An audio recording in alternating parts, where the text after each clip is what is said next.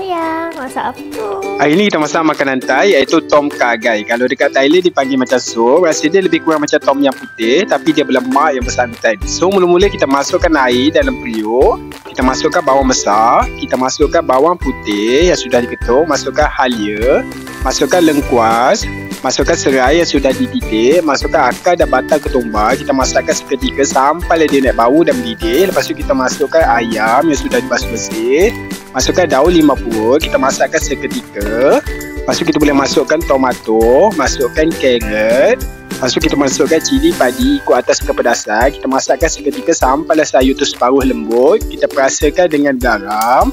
Lepas tu kita masukkan kobis. Lepas tu kita boleh masukkan santan pekat dan kita kacaukan seketika sampailah dia sebati. Masukkan sos ikan. Lepas tu kita masakkan sampailah semua sayur tu lembut. Lepas tu kita taburkan hisian daun ketumbar. Masakkan seketika sampai dia naik bau. Lepas tu kita boleh tutupkan api dapur. Masukkan cili oil. Kalau tak ada pun tak apa. Kita perahkan limau nipis dan kita kacaukan dia sampailah semua rasanya sebati. Bila dah sebati, rasa pun dah okey, makanan siap untuk dihidangkan. Tom kha gai ni kalau makan dengan nasi ataupun hirup macam tu je, sedapnya lah.